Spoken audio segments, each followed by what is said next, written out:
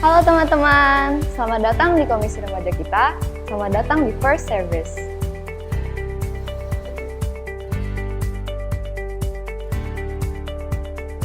Teman-teman, ibadah adalah penyembahan kita kepada Tuhan. Untuk itu, mari kita mempersiapkan diri kita untuk menyembah Dia dan juga menikmati Dia.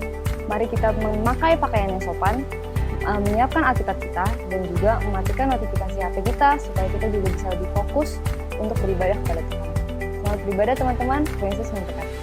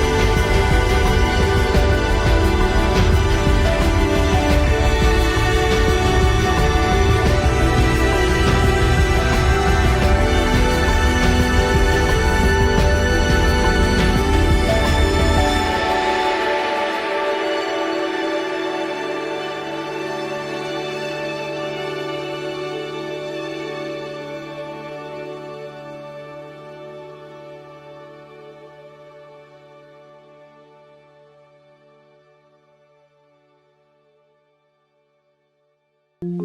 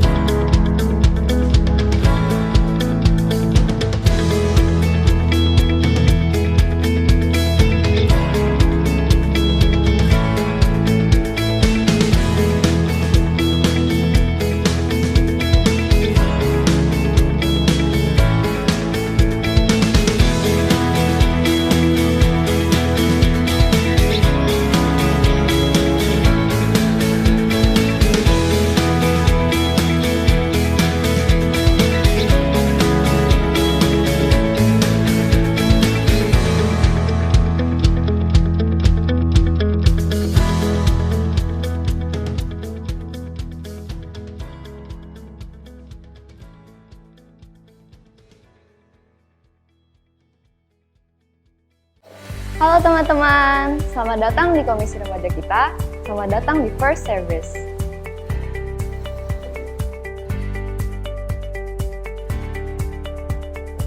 Teman-teman, ibadah adalah penyembahan kita kepada Tuhan. Untuk itu, mari kita mempersiapkan diri kita untuk menyembah Dia dan juga menikmati Dia. Mari kita memakai pakaian yang sopan, menyiapkan Alkitab kita, dan juga mematikan notifikasi HP kita supaya kita juga bisa lebih fokus untuk beribadah kepada Tuhan. Selamat beribadah teman-teman, Tuhan Yesus memberkati. Teman-teman dipersilakan saat teduh.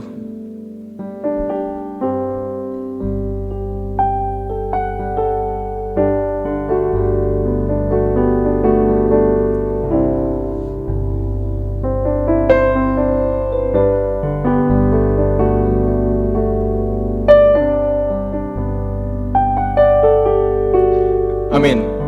Shalom teman-teman. Bersyukur kalau pagi ini kita masih bisa ibadah bareng-bareng, walaupun gak seutuhnya bareng-bareng ya, karena kita ibadah melalui YouTube, kita online. Tapi bersyukur kalau kita masih bisa beribadah dengan tenang saat ini. Dan gue yakin itu adalah salah satu berkat yang Tuhan kasih buat kita.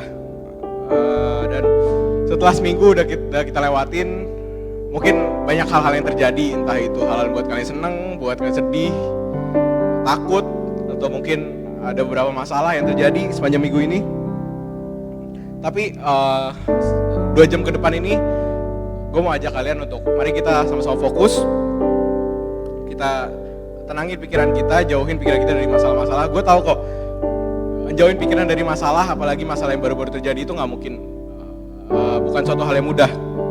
Tapi yuk kita minta pertolongan Tuhan, kita minta bimbingan Tuhan supaya ibadah kita ini bukan cuma suatu ritual tiap minggu, tapi boleh menjadi suatu ibadah yang menyenangkan hati Tuhan dan memuliakan namanya. Yuk teman-teman, untuk memulai ibadah ini kita naikkan satu pujian berjudul Kemenangan Terjadi di Sini.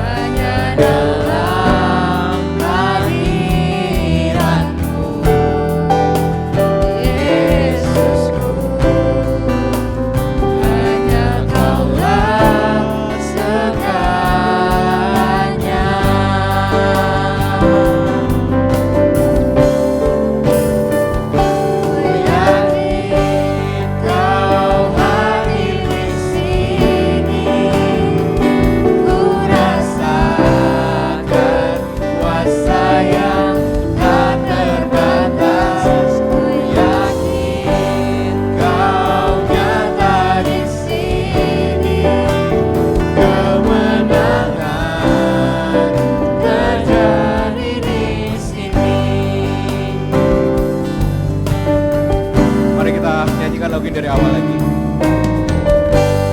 Ku menyembah dalam kudus hadirat-Mu, hampiri mata kasih karunia Bapa.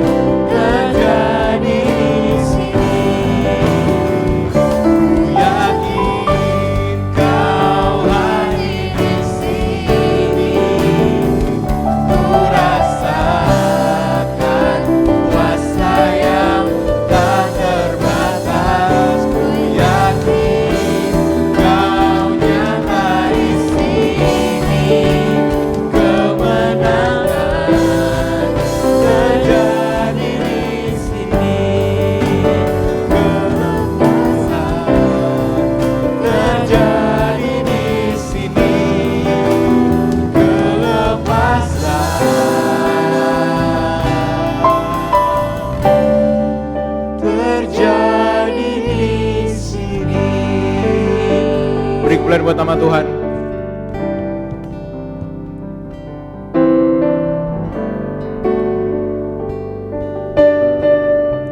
Teman-teman, mari kita bersatu dalam doa. Tuhan, terima kasih kalau Tuhan masih boleh kumpulkan kami semua pada pagi hari ini, minggu pagi yang indah ini. Kami bersyukur kalau meskipun kami tidak bisa berkumpul secara langsung di gereja, tidak bisa bertemu satu sama lain secara fisik, tapi kami bersyukur kalau kami boleh bertemu dengan Engkau melalui online ini ya Tuhan, melalui YouTube. Kami bersyukur ya Tuhan, kiranya beberapa jam, beberapa menit ke depan ini kami mau serahkan dalam tangan-Mu agar kiranya apa yang kami perbuat, apa yang kami dengar, apa yang kami lakukan itu boleh memuliakan nama-Mu ya Tuhan dalam ibadah ini. Kiranya ibadah ini tidak lewat begitu saja, tapi boleh berakar, bertumbuh, berbuah melalui kami ya Tuhan. Terima kasih ya Tuhan. Di dalam nama Tuhan Yesus Kristus kami berdoa, kami berserah. Haleluya, amin. Teman-teman, gue mau mengutip satu ayat dari 1 Yohanes 1 ayat 9 yang berbunyi,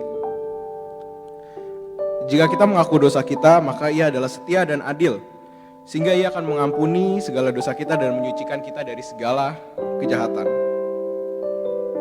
Teman-teman pernah gak mikir kenapa sih Tuhan perlu mengutus pribadi Yesus Kristus ke dalam dunia ini gitu?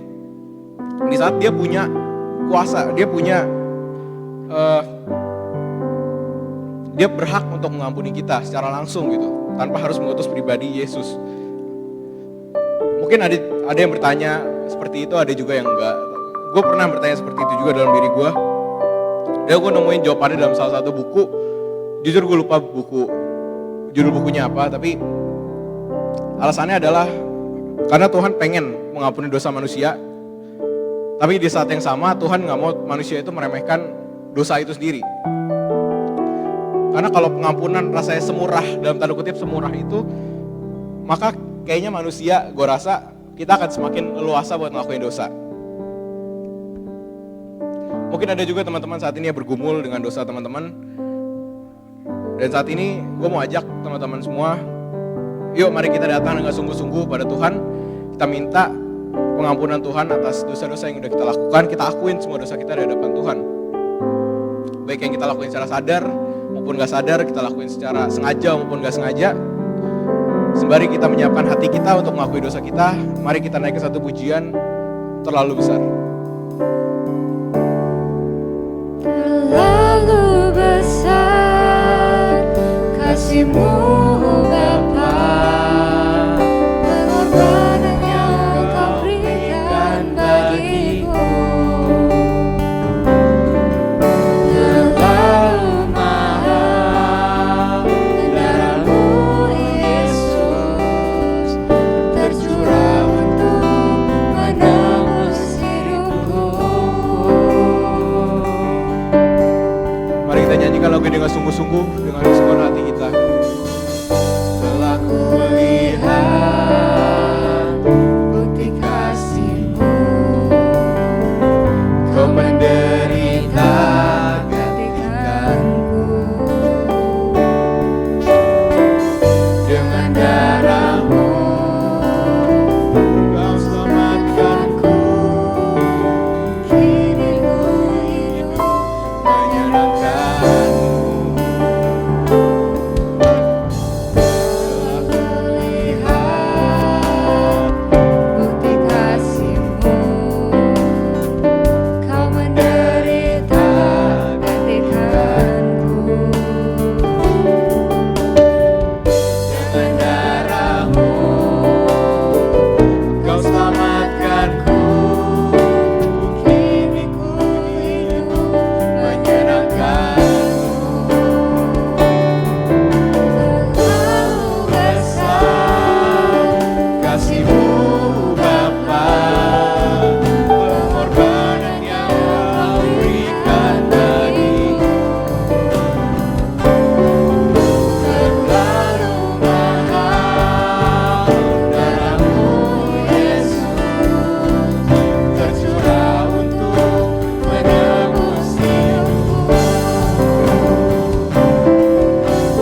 Terlalu besar kasih-Mu Bapa, Dipersilakan pada pengorbanan yang Kau berikan bagiku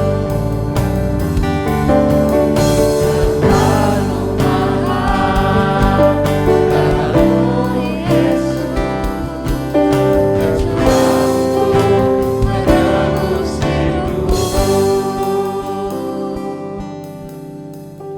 Mari kita berdoa teman-teman. Memohon belas kasihan Tuhan atas setiap kesalahan kita. Dan memohon pengampunan daripada Dia. Tuhan, bersihkanlah hati kami dari segala noda dosa yang telah kami perbuat. Bersihkanlah seluruh keberadaan kami yang melakukan kejahatan-kejahatan di hadapan Tuhan. Berikanlah kepada kami hati yang mau turut kehendak Tuhan. Hati yang ingin berjalan bersama dengan Tuhan. Dan berikanlah kepada kami hati yang mau diajar oleh Tuhan. Mau diajar tentang firman-Mu di tiap-tiap langkah kami. Dengarkanlah doa kami Tuhan. Karena hanya di dalam nama anak-Mu Yesus Kristus, Juru Selamat kami yang hidup, kami sudah berdoa. Amin. Terlalu besar. Terlalu besar kasih-Mu Bapa, pengorbanan yang Kau berikan bagi. Terlalu mahal darah-Mu Yesus, tercurah untuk menebus hidupku.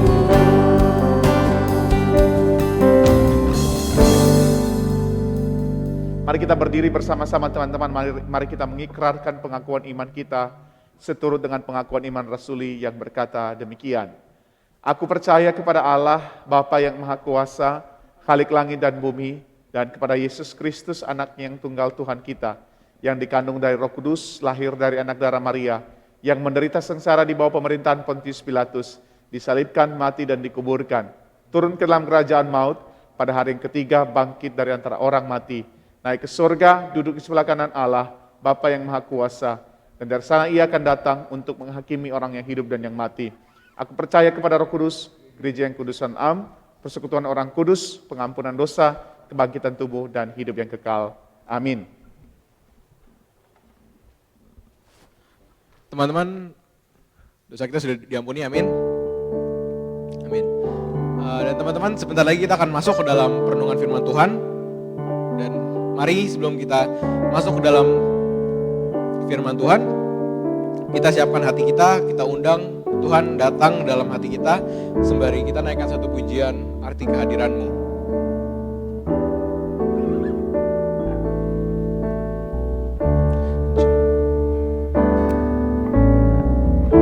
Jalan-Mu tak terselami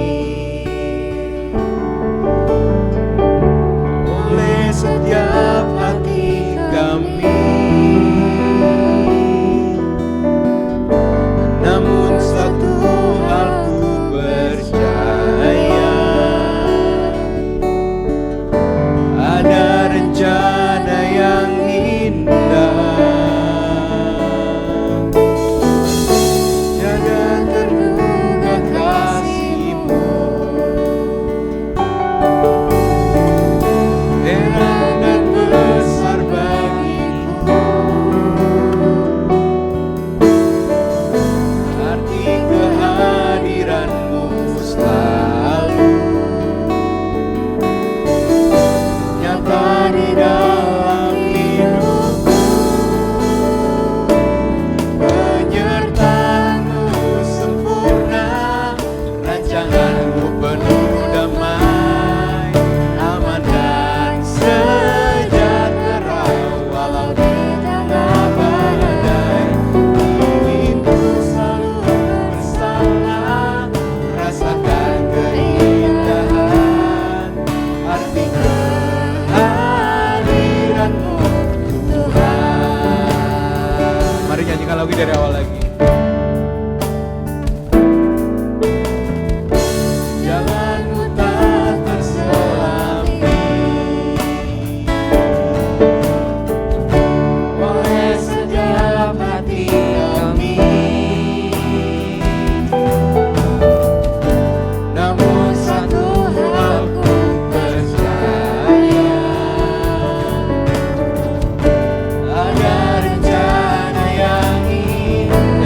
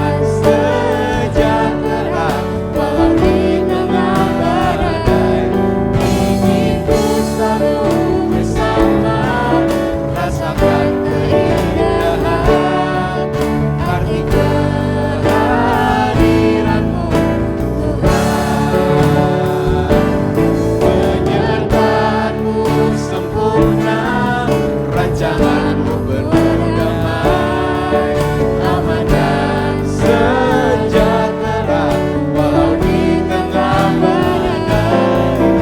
Inginku selalu bersama, rasakan keindahan, arti kehadiranmu Tuhan.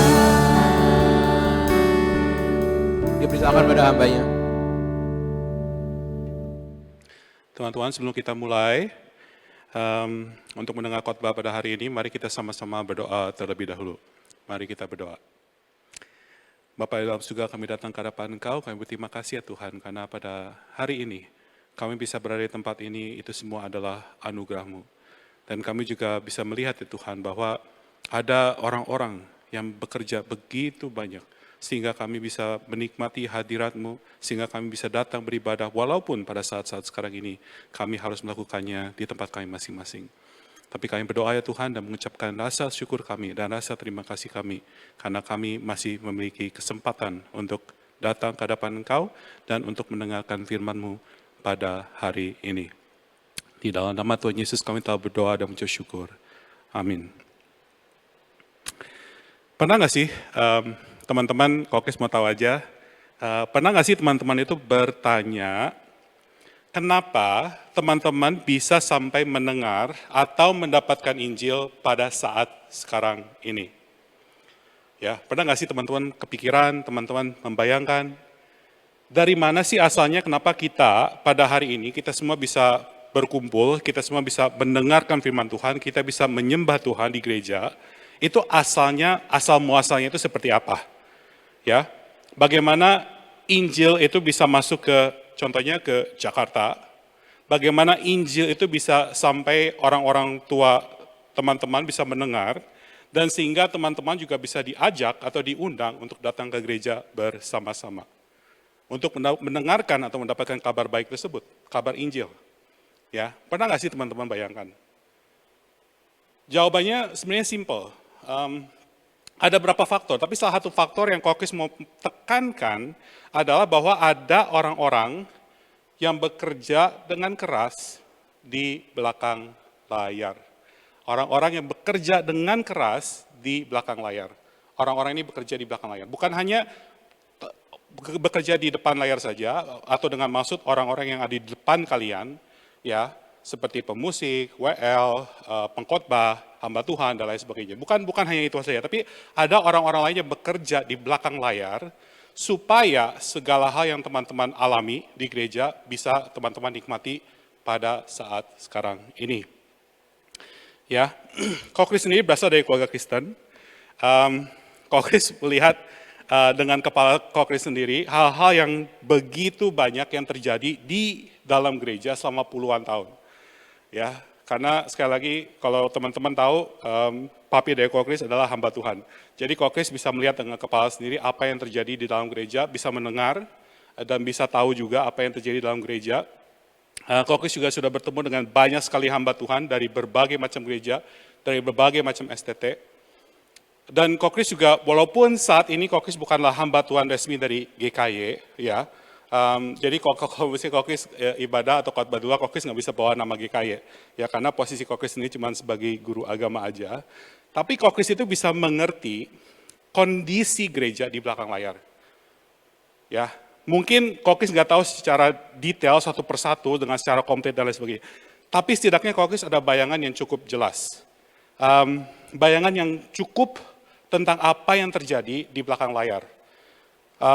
Contohnya kalau teman-teman bisa menikmati masa-masa sekarang ini, teman-teman ada di rumah, bisa nonton ibadah bersama dengan orang tua, ataupun teman-teman bisa nonton ibadah di Korem Remaja ini sendiri, secara sendiri gitu, lewat HP, lewat laptop, atau berbagai macam media dan lain sebagainya.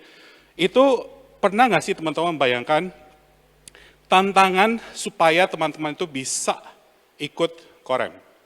Apalagi di gereja ini ya, di GKY Puri. Di gereja lain itu ada banyak tantangan lagi, tapi kalau di gereja khusus, gereja ini sendiri, pernah nggak sih teman-teman membayangkan, ya, teman-teman itu bisa ikut ibadah, terutama di Korem ini, ada tempat buat beribadah, mungkin saat ini kita melakukannya online setting, tapi setidaknya teman-teman masih ada kesempatan untuk beribadah, ya, bisa menemukan ada tempat teman-teman, ada komunitas yang dimana teman-teman itu bisa saling bergaul satu sama yang lain, ya. Pernah nggak sih teman-teman membayangkan apa yang terjadi di belakang layar sehingga semua hal ini bisa terjadi? Teman-teman pernah nggak sih membayangkan apa yang terjadi di belakang layar? Tadi kan aku selalu bilang ya, ada di apa yang terjadi di belakang layar. Atau setidaknya teman-teman peduli terhadap yang ada di belakang layar. Jadi bukan hanya tahu, tetapi juga peduli. Ya, Kokis percaya. Sebagian dari teman-teman, terutama di Korem ini tahu gitu apa yang terjadi di belakang layar gereja. Kesulitannya, kesusahannya, tantangannya, dan lain sebagainya. Ya, tapi Kokis juga yakin bahwa ada sebagian lagi dari teman-teman yang mungkin nggak tahu. Bukan cuma teman-teman yang nggak tahu, tapi ada juga teman-teman yang nggak mau tahu. Ya, jadi itu yang terjadi di situasi Korem, ataupun bukan hanya di Korem di sini, tapi di berbagai macam Korem di gereja-gereja lain yang ada di dunia ini juga. Ya, pernahkah teman-teman membayangkan betapa banyaknya tantangan-tantangan yang gereja, terutama di GKI Puri, bayangin aja, mesti hadapi di tengah masa-masa pandemi ini. Pernah nggak sih teman-teman kepikiran, pernah nggak sih teman-teman membayangkan, apakah waktu sebelum COVID lebih gampang? Apakah tantangan yang akan dihadapi setelah nanti kita akan masuk ke so-called new normal, itu akan menjadi lebih mudah? Tentu saja tidak. Akan ada lebih banyak tantangan lagi. Dan tantangannya itu berbeda-beda. Dan semua tantangan yang dihadapi, semuanya itu valid. Sama beratnya, sama susahnya, sama kompleksnya. Ya. Pernah nggak sih teman-teman membayangkan kerja keras dari para majelis, dari aktivis, hamba Tuhan, staf pekerja di gereja ini, di masa-masa pandemi ini? Pernah nggak sih teman-teman aware atau tahu? Pernah nggak sih teman-teman membayangkan apa yang terjadi di belakang layar? Jadi inilah salah satu poin yang Kokris mau bawa ke teman-teman pada hari ini. Bahwa ada orang-orang di belakang layar yang bekerja begitu keras untuk memastikan teman-teman dapat mendengar atau dapat beribadah di gereja. Ya, dan itu Kokris akan mau extend lagi, definisinya jadi lebih luas lagi. Kerja keras dari orang-orang dari berbagai abad.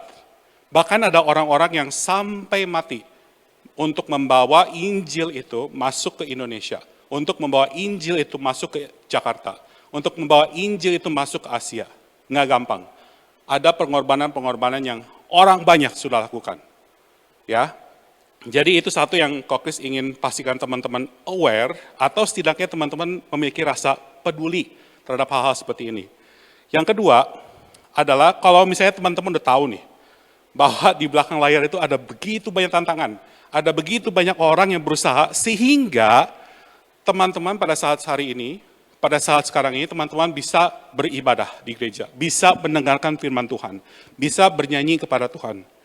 Ya, jadi reaksinya, kalau misalnya orang-orang ini masih hidup atau orang-orang ini masih ada, reaksi apa sih yang mereka harapkan teman-teman miliki ketika mereka sudah bekerja begitu susah, bekerja begitu banyak, hanya untuk teman-teman dan untuk gereja ini? Contohnya, contoh paling simpel. Ya, pernah nggak sih teman-teman membayangkan reaksi apa sih yang teman-teman harus miliki atau diharapkan teman-teman punya dari orang-orang ini? Dan bukan hanya reaksi mereka, tapi reaksi Tuhan juga bagaimana? Apa yang diharapkan oleh Tuhan terhadap teman-teman, mengetahui bahwa ada begitu banyak hal di belakang layar, sehingga teman-teman pada hari ini bisa beribadah, bisa mendengarkan Injil. Ya, jadi ini dua hal yang Kokis mau bahas untuk hari ini, yang kita bisa temukan tentunya di bacaan Alkitab kita pada pagi hari ini. Mari kita sama-sama membuka Alkitab kita ke 1 Tesalonika pasal 2 ayat 9 sampai 13.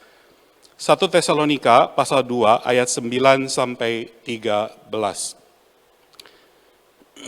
Ya, Kok Kris kasih waktu bentar ya.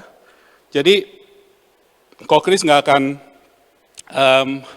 baca semuanya sekaligus. Tapi Kok Kris akan mengupas beberapa ayat satu persatu atau dua per dua, ya, supaya teman-teman juga bisa melihat apa yang terjadi. Ya, ini terutama di gereja di Tesalonika. Dan ada begitu banyak hal-hal yang menarik. Teman-teman udah dapat 1 Tesalonika pasal 2 ayat 9 sampai 13. Kok Kris akan baca 2 ayat pertama dulu, nanti Kok Kris akan bahas 2 ayat itu. Ya, 2 ayat pertama itu adalah ayat 9 dan ayat 10.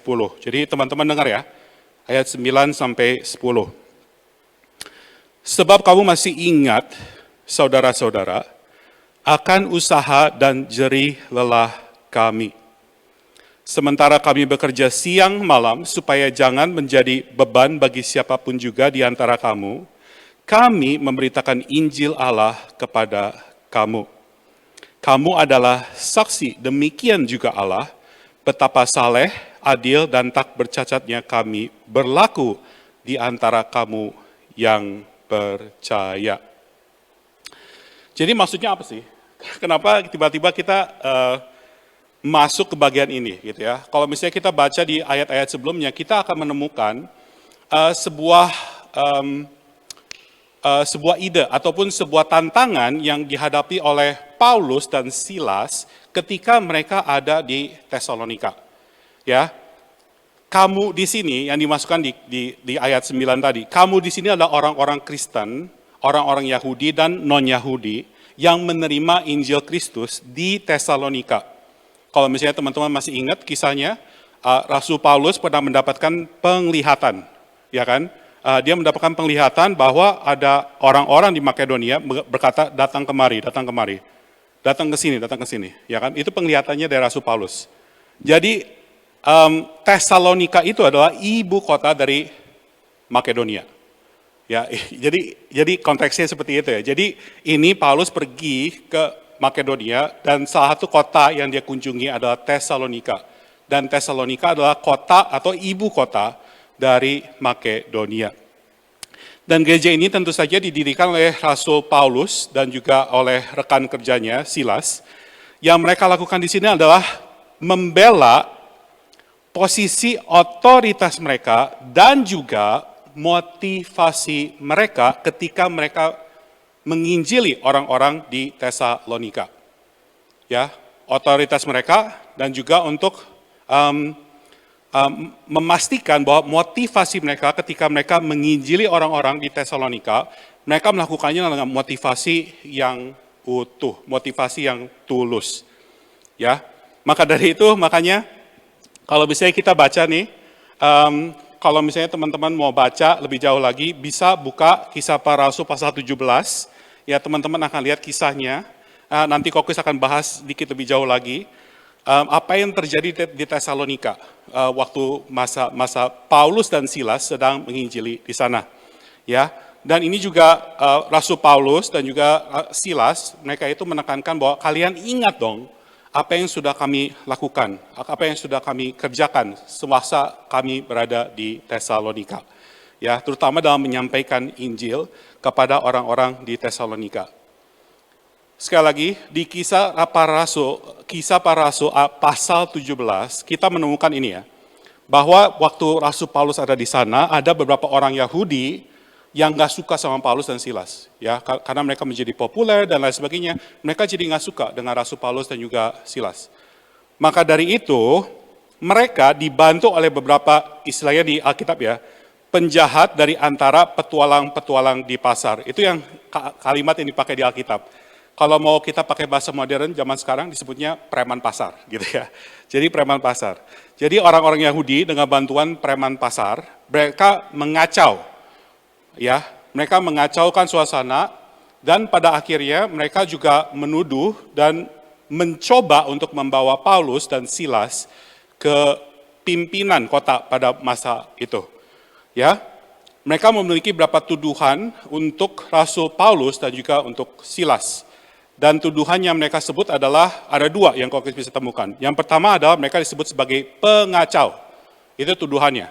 Jadi ketika Paulus menginjili di Tesalonika, motivasi dari Rasul Paulus menurut mereka, menurut orang-orang Yahudi ini, adalah dia sedang mengacau kota tersebut. Sedang berbuat onar. Ya, itu yang tuduhan pertama. Yang tuduhan kedua adalah Rasul Paulus sedang melawan ketetapan-ketetapan Kaisar dengan mengatakan bahwa ada seorang raja lain yaitu Yesus. Jadi itulah tuduhan yang diberikan oleh orang-orang Yahudi kepada Rasul Paulus dan Silas ketika mereka ada di Tesalonika.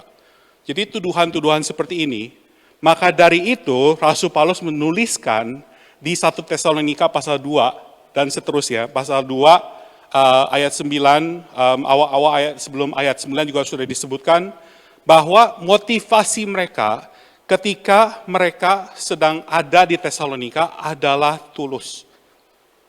Motivasi mereka itu bukan aneh-aneh, bukan macam-macam, bukan untuk mengacaukan, bukan untuk membuat orang-orang berontak kepada pihak Romawi. Bukan seperti itu. Sama sekali bukan itu. Ya. Bahkan disebutkan juga, ya, teman-teman, rekan-rekan masih ingat nggak sih apa yang kita lakukan di Tesalonika? Teman-teman bisa lihat dengan mata kepala sendiri. Kalian adalah saksi-saksi kita. Kalau misalnya teman-teman lihat ya, di ayat ke-10, kalian adalah saksi kita. Dan juga di pasal ayat 9 juga teman-teman bisa menemukan bahwa mereka itu bekerja keras supaya siang dan malam, pagi sampai malam bekerja keras supaya orang-orang di Korintus terutama, supaya orang-orang di Tesalonika bisa mendapatkan iman dengan baik, bisa mendapatkan Injil dengan benar. Ya, ada sebuah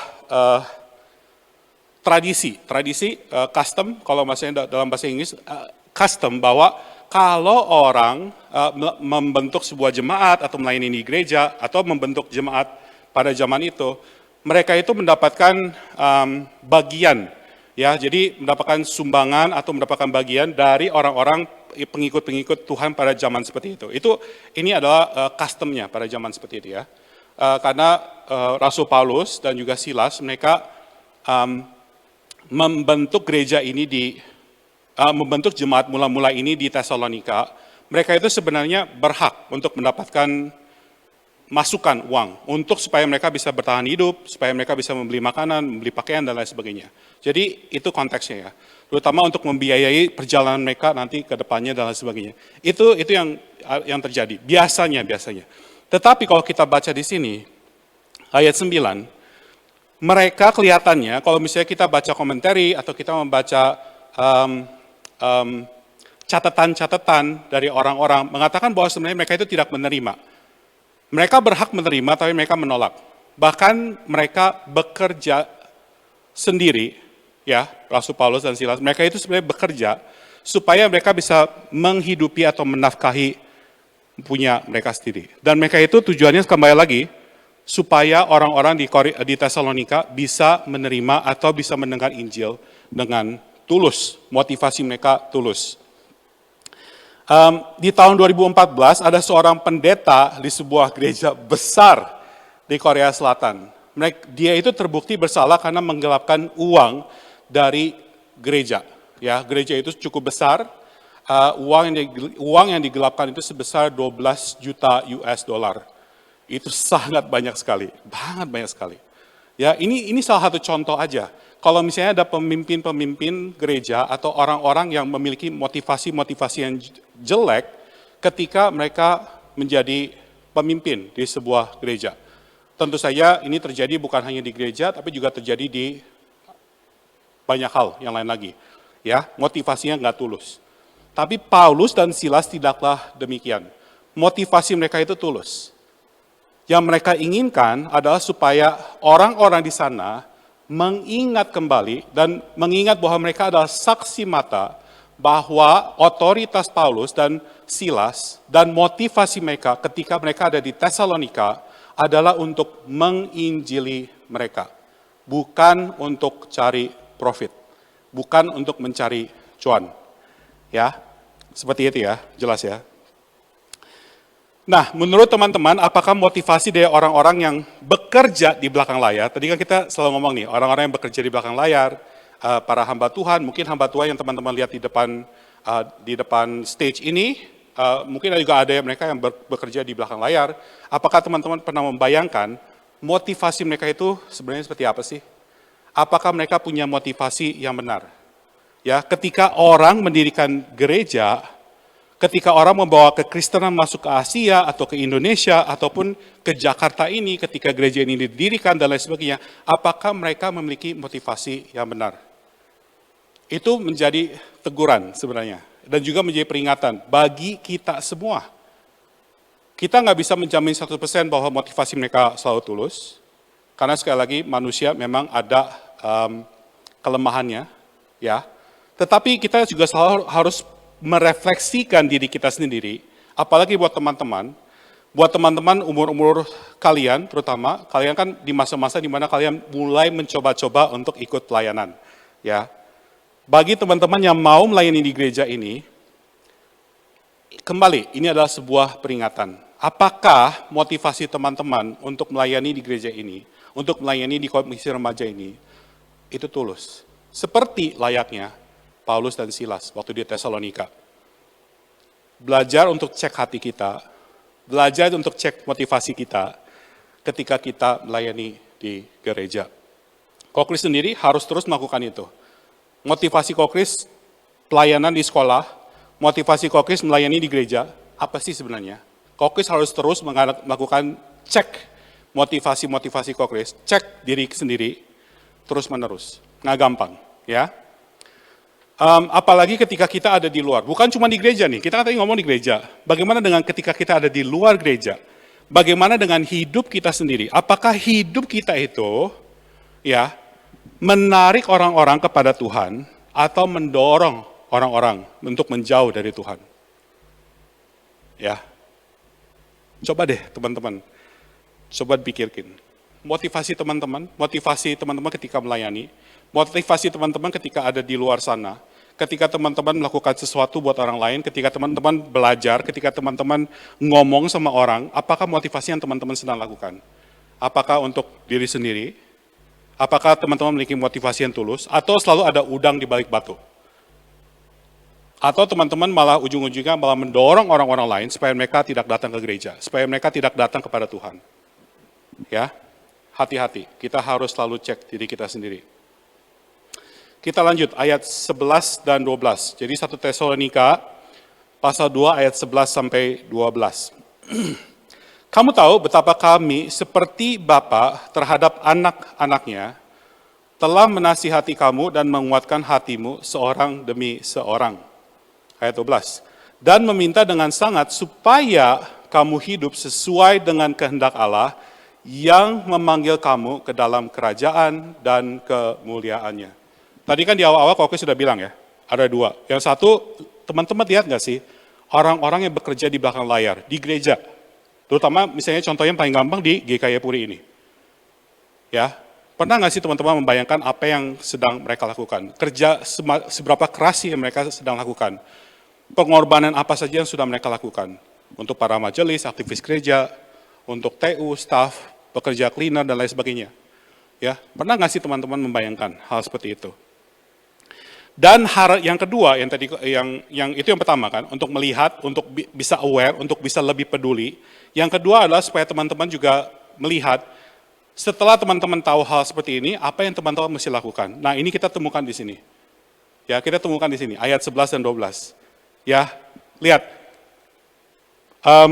Rasul Paulus di sini menasehati kamu, menguatkan hatimu seorang demi seorang. Nih, lihat ya, ayat selanjutnya.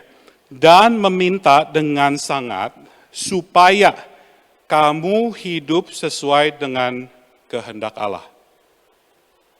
Lihat ya, ada orang-orang yang bekerja di belakang layar. Mereka kerja dengan sangat luar biasa, dengan sangat keras sekali, pengorbanan yang mereka berikan sangat banyak, mengorbankan waktu, tenaga, dan lain sebagainya. Ya, harapannya supaya teman-teman pada saat sekarang ini, teman-teman yang bisa menerima hal-hal seperti ini, supaya teman-teman bisa hidup sesuai dengan kehendak Allah. Ya. Paulus itu melihat jemaat di Tesalonika sebagai anak-anak yang dikasihinya. Ini Paulus itu sering menggunakan seperti ini ya, di gereja-gereja lain yang dia dirikan, ya di daerah Asia Minor dan di daerah Eropa dan lain sebagainya. Dia itu menggunakan istilah anak-anakku kepada mereka. Salamnya anak-anakku, anak-anakku di sini, anak-anakku di sini, ya. Anak-anak iman contohnya, seperti itu ya. Jadi seperti ayah yang mau anaknya hidup sesuai dengan teladan yang sudah dia tunjukkan kepada mereka. Kalau kita baca di ayat-ayat sebelumnya, ya, Paulus itu hidupnya dengan jujur. Paulus itu hidupnya dengan saleh. Paulus itu hidupnya dengan motivasi yang tidak salah, dengan tulus. Ya, itu yang diinginkan supaya anak-anaknya ikuti. Gitu loh. Orang-orang di gereja itu bisa ikuti. Kokris belum punya anak ya. Kokris belum punya anak. Tapi Kokris, kalau misalnya punya anak, dan Kokris adalah orang tua yang bertanggung jawab. Kokris itu ingin anak Kokris itu hidup meneladani Kokris. Begitu ya. Dengan kata lain, kalau misalnya Kokris hidupnya seperti ini, kalau misalnya Kokris hidupnya dengan baik, mengikuti firman Tuhan, hidup sesuai dengan kehendak Allah, Kokris juga mau anak-anak Kokris hidupnya seperti itu juga.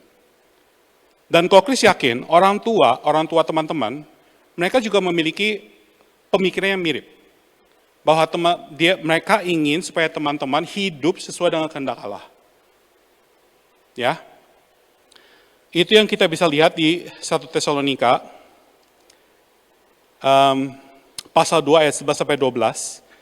Dan juga kita bisa lihat di sini adalah teladan dari mereka yang bekerja di belakang layar. Jadi ini adalah harapan mereka yang sudah bekerja keras, ya, mengorbankan, bahkan ada yang sampai mengorbankan nyawa, supaya kita pada hari ini bisa menerima Injil, itu nggak gampang. Ya, banyak orang yang bekerja keras sepanjang sejarah gereja, sepanjang sejarah kekristenan, terutama mereka yang mendirikan, yang paling gampang deh, gereja ini aja, GKY misalnya contohnya, ya. Teman-teman pernah nggak membayangkan kerja keras mereka? Pernahkah teman-teman membayangkan supaya teman-teman bisa meneladani mereka? Karena itu yang dimasukkan dengan apa yang Rasul Paulus bilang. Supaya mereka hidup sesuai dengan kehendak Tuhan. Untuk hidup meneladani mereka. Ketika kita tahu, dan kita mau tahu, bahwa ada orang-orang yang berkorban, dan ada orang-orang yang bekerja begitu keras di belakang layar, kita semestinya respon kita adalah, kita mau meneladani hidup mereka. Secara tidak langsung kita juga meneladani hidup dari Yesus yang telah menyelamatkan kita dari dosa. Contohnya, ketika Tuhan Yesus sendiri membasuh kaki murid-muridnya. Ya, teman-teman bisa ketemu ini ceritanya, salah satunya di kitab Yohanes pasal 13. Teman-teman bisa menemukan. Jadi ketika Tuhan Yesus membasuh kaki dari murid-muridnya, apa yang Tuhan Yesus katakan? Salah satu perkataan Tuhan Yesus kepada mereka adalah, supaya mereka meneladani dirinya. Ketika kita melihat orang-orang sepanjang sejarah kekristenan, sepanjang sejarah gereja, ada begitu banyak orang yang bekerja begitu keras di belakang layar. Tuntutan kita kepada kita adalah supaya kita bisa meneladani mereka. Kokris sendiri, salah satu orang yang Kokris teladani dalam hidup Kokris adalah Papi, yaitu papa dari Kokris sendiri. Ya. Kembali lagi, tidak ada orang tua yang sempurna, tapi Kokris sayang sama Papi. Kokris sayang sama apa yang sudah dia tunjukkan, apa yang sudah dia lakukan dalam kehidupan Kokris sendiri. Ya. Dan dia menjadi teladan buat Kokris dalam kehidupan Kokris sendiri. Kita lanjut. Lanjut nih, ayat terakhir. Ayat 13. Dan karena itulah kami tidak putus-putus ya, mengucap syukur juga kepada Allah. Sebab kamu telah menerima firman Allah yang kami beritakan itu bukan sebagai perkataan manusia, tetapi, dan memang sungguh-sungguh demikian, sebagai firman Allah yang bekerja juga di dalam kamu yang percaya. Jadi Kokris mau melakukan penekanan khusus di bagian ini, karena ada beberapa poin-poin penting. Ya, yang pertama, ketika kita bisa mengerti, atau ketika kita bisa menerima Injil tersebut, itu adalah anugerah dari Tuhan. Ketika kita bisa mengerti atau bisa menerima Injil tersebut, itu adalah anugerah dari Tuhan. Jadi teman-teman harap ingat ya, di dalam kekristenan, di dalam menjadi murid Yesus, ketika teman-teman bisa menjadi orang Kristen, bisa benar-benar percaya kepada Tuhan, itu bukan akibat hasil usaha teman-teman sendiri. Itu adalah anugerah dari Tuhan. Bagaimana mungkin orang yang mati secara roh bisa tahu hal-hal seperti ini, kalau bukan mujizat dari Tuhan sendiri. Mengerti ya?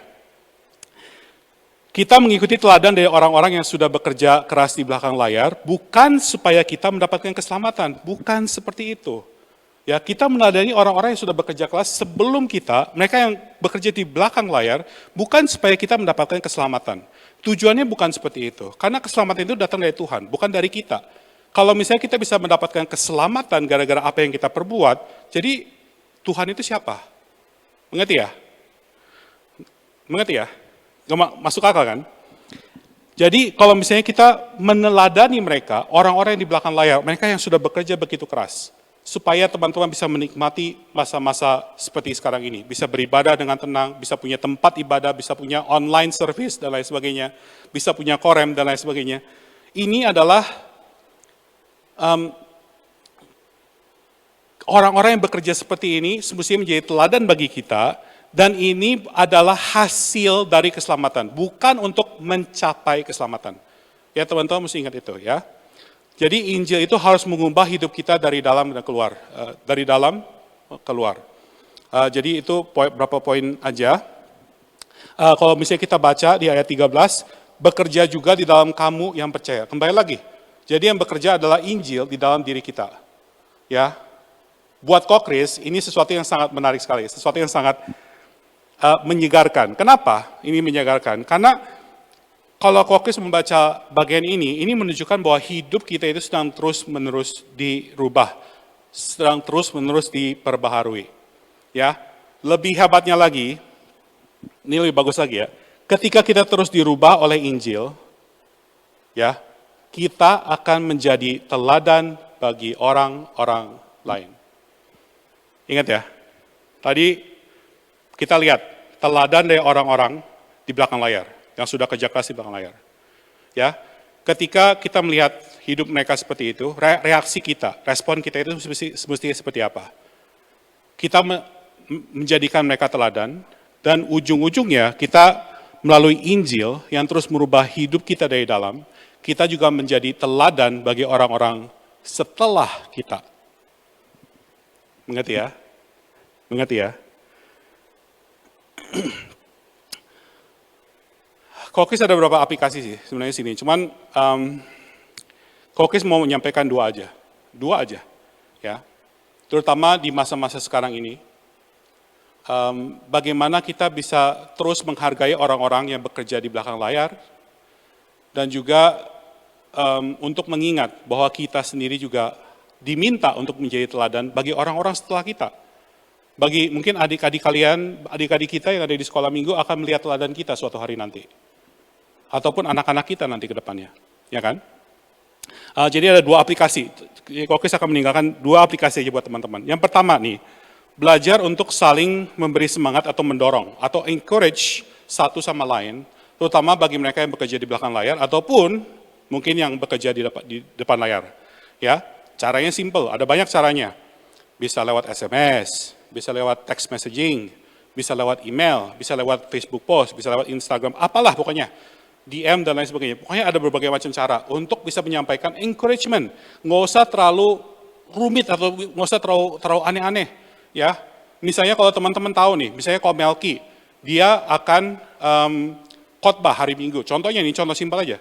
Hari Sabtunya, bilang aja ke dia, kalau Melki, buat khotbah besok, semoga semuanya lancar ya, didoakan. Sesuatu yang sangat simpel sekali.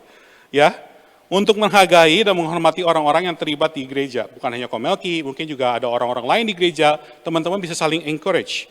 Bukan hanya pendeta, pendeta bisa teman-teman kalau mau, hamba-hamba Tuhan lain juga ada, di gereja ini ada banyak hamba-hamba Tuhan, ya, bagian TU, bagian staff, bagian audio video, bagian cleaner, bagian siapa aja deh, teman-teman bisa saling mengucapkan encouragement kepada mereka. Itu yang pertama. Ya, kalau misalnya teman-teman baca 1 Tesalonika pasal 5 ayat 12 sampai 13, dikatakan kami meminta kepadamu saudara-saudara supaya kamu menghormati mereka yang bekerja keras di antara kamu, yang memimpin kamu dalam Tuhan dan yang menegur kamu, dan supaya kamu sungguh-sungguh menjunjung mereka dalam kasih karena pekerjaan mereka. Hiduplah selalu dalam damai seorang dengan yang lain. 1 Tesalonika pasal 5. Jadi lanjutan dari yang kita temukan ya. 1 Tesalonika 2, ini 1 Tesalonika 5. Lanjut lagi, aplikasi kedua, ini yang terakhir ya, ini yang terakhir. Apa yang teman-teman bisa lakukan buat orang-orang yang bekerja di belakang layar ataupun di depan layar, apalagi pada saat-saat sekarang ini, ya, mendoakan, ini yang paling simpel juga. Bukan hanya sekedar cari namanya diucapkan ketika teman-teman berdoa secara pribadi, tetapi teman-teman coba cari tahu kebutuhan dari orang-orang ini. Kebutuhan secara emosi, kebutuhan secara jasmani, dan juga kebutuhan secara rohani. Coba komunikasi sama mereka, ajak mereka ngobrol. Ko Melki, apa sih yang bisa doain? Ko Kris, apa sih yang bisa doain? Pak Pendeta, apa sih yang bisa doain? Ya kan? Hal-hal simpel seperti itu. Oke, saling mendoakan. Karena mereka itu sudah mengorbankan waktu, tenaga, dan beberapa dari mereka, bahkan sampai harta mereka sendiri, supaya teman-teman bisa beribadah dan bertumbuh di gereja ini. Nggak sembarangan, ada banyak tangisan air mata, ada banyak keringat, ada banyak darah yang dicucurkan supaya teman-teman bisa menikmati apa yang teman-teman nikmati pada saat sekarang ini. Ini terutama buat orang-orang, ini bercanda aja, terutama buat anak-anak atau teman-teman yang lagi sekolah di IPK. Ya, IPK. Kita itu harus belajar untuk peka terhadap kebutuhan orang-orang ini, apalagi buat teman-teman yang di IPK sendiri ada kata peka kan, jadi kita itu harus belajar untuk menjadi peka terhadap kebutuhan mereka. Begitu. Ya. Kembali lagi, kenapa sih ada orang-orang yang mau bersusah payah di belakang layar untuk gereja ini, atau di belakang layar gereja manapun juga? Alasannya simple, supaya yang pertama teman-teman bisa mendapatkan Injil Tuhan, itu sangat penting sekali. Teman-teman bisa menikmati hari ini, teman-teman bisa beribadah hari ini karena ada banyak orang yang berusaha supaya teman-teman bisa mendapatkan Injil. Lalu, yang kedua adalah supaya teman-teman juga memiliki pengharapan dan hidup sesuai dengan kehendak Allah. Jadi teman-teman punya pedoman yang teman-teman bisa pegang, dan juga teman-teman bisa memiliki tujuan hidup di tengah-tengah dunia ini. Jadi itu aja yang Kokris mau sampaikan. Semoga yang Kokris sampaikan hari ini bisa menjadi manfaat buat teman-teman. 2 aplikasi simple, encourage, dan satu lagi adalah mendoakan.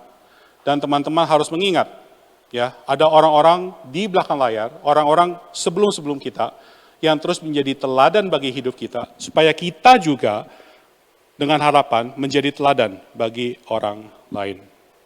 Mari kita berdoa. Bapa di dalam surga, kami berterima kasih ya Tuhan untuk kembali diingatkan bahwa ada begitu banyak orang yang sudah mengorbankan begitu banyak hal, supaya pada hari ini kami bisa menikmati ibadah di tempat ini, menikmati ibadah korem, menikmati ibadah di gereja. Dan kami bersyukur Tuhan untuk orang-orang yang sudah bekerja begitu keras di belakang layar. Mungkin orang-orang yang tidak kita ketahui, mungkin orang-orang yang berdoa untuk setiap minggu, untuk hamba Tuhan. Orang-orang yang berdoa secara di dalam kamar, tidak menyampaikan bahwa mereka adalah pendoa, bahkan kami berdoa ya Tuhan, supaya teladan dari hidup orang-orang seperti ini bisa kami teladani, dan kami juga bisa ya Tuhan menjadi teladan bagi orang-orang yang akan datang nanti. Di dalam nama Tuhan Yesus kami telah berdoa dan mengucap syukur, amin. Teman-teman, sekarang saatnya kita memberikan sedikit dari apa yang kita punya untuk kemuliaan Tuhan. Sembari kita memberikan persembahan kita pada pagi hari ini, mari kita naikkan satu pujian tiap langkahku.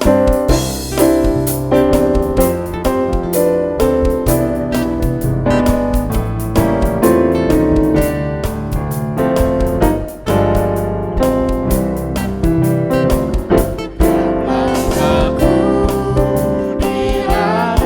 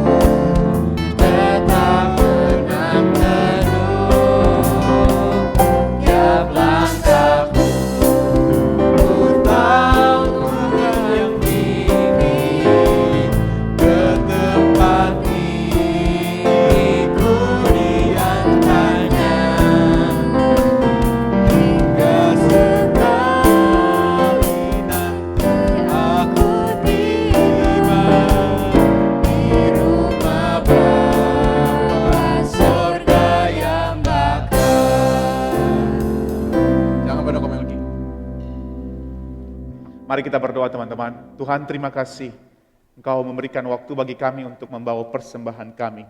Dan persembahan kami yang sesungguhnya adalah tubuh kami dan jiwa kami yang kami berikan kepada Tuhan. Bapa di surga, pada saat ini kami akan mengakhiri kebaktian kami. Dan kami mohon kepada Tuhan, kiranya Engkau memberkati kami. Kiranya kasih daripada Allah Bapa, anugerah daripada Yesus Kristus, pertolongan daripada Roh Kudus, senantiasa bersama dengan kita dari hari ini sampai Maranatha Tuhan Yesus datang kembali. Amin. Silakan mengambil saat teduh teman-teman, Tuhan Yesus memberkati.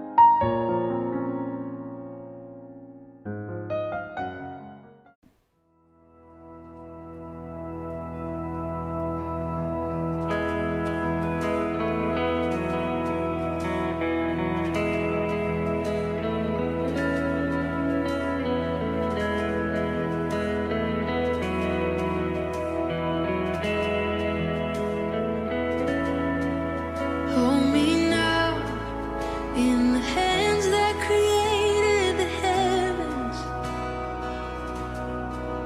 Find me now where the grace runs deep as your skies. You pull me from the clay. You set me on a rock. Call me by your name.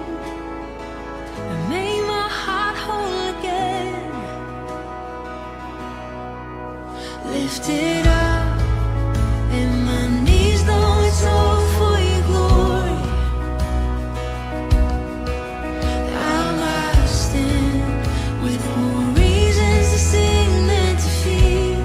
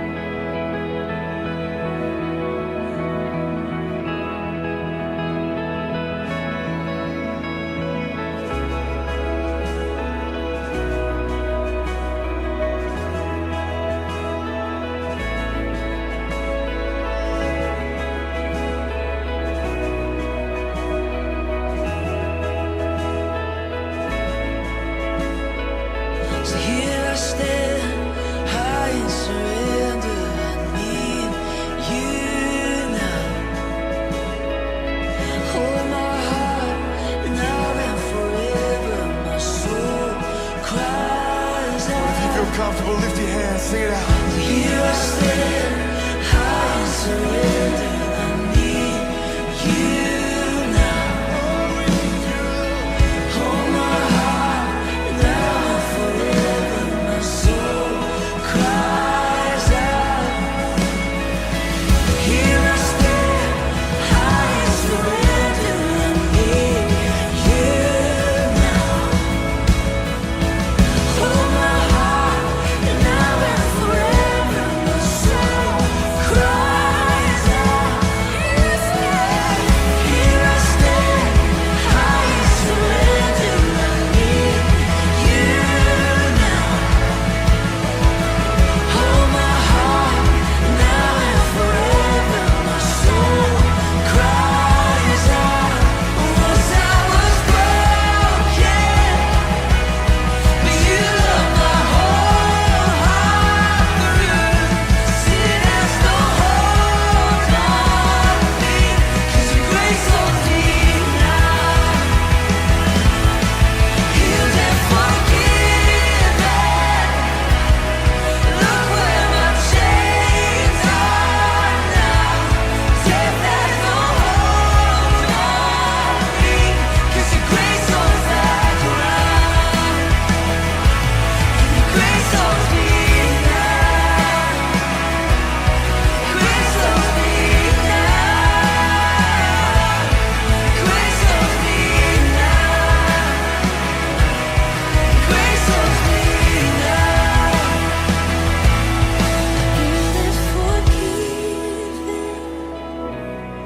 Look where my chains are now.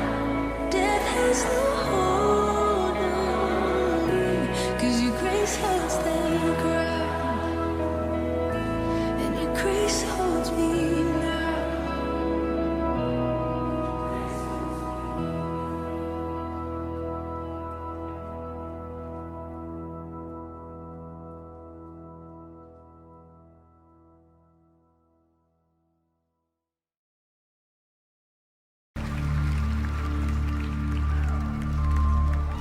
Here I am, down on my knees again, surrendering all,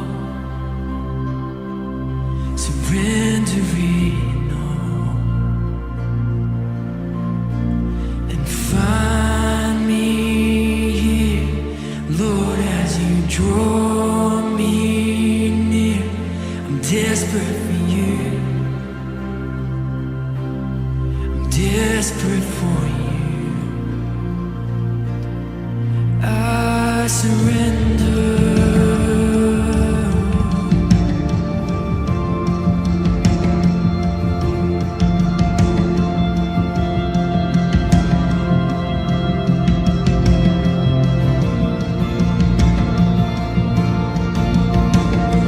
Drench my